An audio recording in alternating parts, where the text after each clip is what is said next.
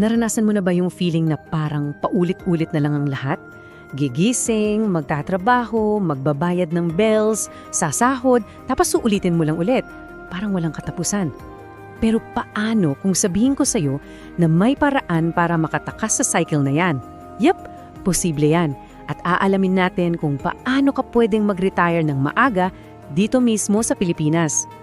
Relate ka ba sa feeling na pagod ka na, stressed at kahit anong sipag mo parang kulang pa rin yung sahod? Yung para ka lang tumatakbo sa isang hamster wheel na hindi tumitigil? Well, you are not alone. Yan yung classic rat race. At yan yung katotohanan para sa maraming young Pinoys ngayon. Pero heto na yung good news. Mayroong escape plan. May isang goal, isang magic number na pwedeng maging susi mo para sa kalayaan mo mula sa 9 to 5 grind. At ang tawag natin dyan ay ang iyong FIRE number. So ano ba tong FIRE na to? It stands for Financial Independence Retire Early. Ang concept, simple lang. Makaipon at makapag-invest ng sapat na pera para yung investments mo na ang magtatrabaho para sa'yo. Hindi to about not working at all ha. It's about having the choice. Pwede ka pa ring magtrabaho pero dahil gusto mo, hindi dahil kailangan mo. That's true freedom, di ba? Okay, so paano mo malalaman yung magic number mo? Ito na yung sikreto. Napakasimple lang. The 25 times expenses rule. Kunin mo yung total ng lahat ng gastos mo sa isang taon tapos i-multiply mo lang yun by 25. Yun na yun. Yun ang target amount mo para masabing financially independent ka na. Halimbawa, let's say ang annual expenses mo ay 300,000 pesos. Times 25, ang FIRE number mo ay 7.5 million pesos. Wow! Alam ko mukhang ang laki, di ba? Pero ang ganda dito ay nagkakaroon ng linaw yung goal mo. May target ka na, hindi na to basta pangarap lang. Sige, paano naman natin mapapabilis ang pag-abot sa 7.5 million na yan? Dito na papasok yung bago mong superpower, ang 50% savings rate. At huwag mo tong isipin as a sacrifice, okay? Isipin mo to bilang accelerator mo patungo sa financial freedom. Imagine this, kalahati ng sahod mo para sa lahat ng expenses mo. Yung natitirang kalahati, boom! Diretso yan sa savings and investments mo. Yes, it's aggressive, alam ko.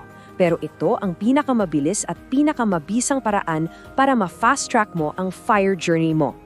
Imposible ba? Hindi. First step, alamin mo kung saan napupunta pera mo. I-track mo lahat. Number 2, i-cut mo na yung mga subscriptions na hindi mo naman nagagamit.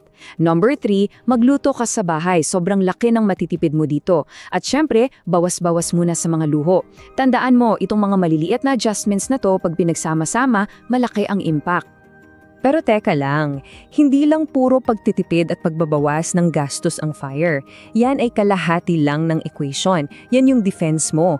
Ang mas powerful na kalahati, yung offense. At yan ay ang pagpapalaki ng income mo. At ang daming paraan para dyan na yun. Pwede kang maging freelance writer, virtual assistant, graphic designer, pwede kang magbenta online, o kaya magtutor. Ang kagandahan dito, yung kita mo sa mga side hustle, pwede mong idiretso lahat sa investments mo. Isipin mo na lang kung gaano kabilis lalago yung pera mo niyan. At heto pa, ang isang masayang pag-isipan. Ano ba talaga ang itsura ng early retirement para sa'yo? Nakikita mo ba ang sarili mo sa isang busy na city? O mas gusto mo sa isang tahimik na probinsya malapit sa beach? Building o beach? Importante yan dahil yung choice mo may malaking epekto sa FIRE number mo. Dito natin makikita yung pagkakaiba. Kung sa city ka, mas mataas ang cost of living, so mas malaki yung FIRE number na kailangan mong ipunin. Pero kung sa probinsya, kung saan mas simple at mas mura ang pamumuhay, mas mabilis mong maabot yung goal mo. Ang tawag pa nga sa ganitong style ay barista FIRE or bar FIRE, kasi baka gusto mo pa ring mag-work ng low stress, part-time like a barista.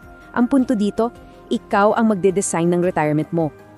At ito, para sa akin, ang pinaka-importanting takeaway sa lahat ng to, ang FIRE ay hindi lang tungkol sa pera. Isa itong tool para i-disenyo yung buhay na gusto mo talagang maranasan.